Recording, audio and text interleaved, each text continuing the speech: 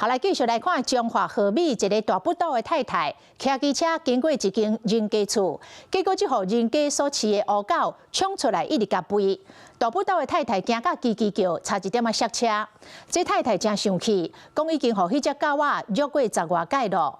啊，狗主人講，伊的狗仔過去並無咬人的記錄，嘛承諾講打來會甲狗仔保護好勢。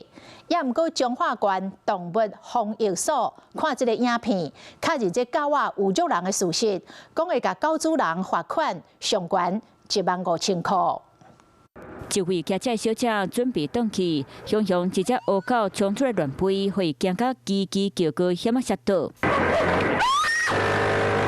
騎車小姐已經大巴肚6個月，伊講烏狗進前就會甲人吠、甲人虐，害伊逐擺轉去經過這條路攏驚心亂打。就也會怕說會不會就是有車子的時候，然後他突然衝出來，我沒有反應到，而且他又會追人。騎車小姐講已經叫狗仔虐10幾擺，進前有報警過，主人有甲狗仔綁起來一山馬，不過最近狗仔閣攏放出來，敢若這1個月已經叫虐2擺，就驚若是無說離跋倒會傷到跋倒的囡仔。好幾年了，之前有反映過，最近又蠻頻繁的，就是讓他們出來，因為他如果綁着，就是不會怕他追啊。實際來到這，主人佇咧工廠路口飼2隻野狗，伊強調2隻狗仔會甲人虐，毋過毋捌甲人咬過，嘛答應會甲狗仔關起來，才袂去驚到騎車的民眾。正經會甲人吠，毋捌甲人咬過記錄。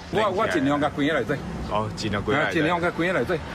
啊，因為我一定要出來篩尿。啊，這是重點。狗仔愛虐人的奧多麥，驚到有心的媽媽險啊摔倒。中華動防所根據影片的內容，確認狗仔會甲人虐，會依法甲主人開罰，上濟罰辦公，賣派人去稽查，避免有經過的民眾受害。Hello， 我是林仙怡，想要搶先掌握最及時的新聞資訊嗎？趕快訂閱、按讚、開啟小鈴鐺，鎖定華視新聞 YouTube 頻道。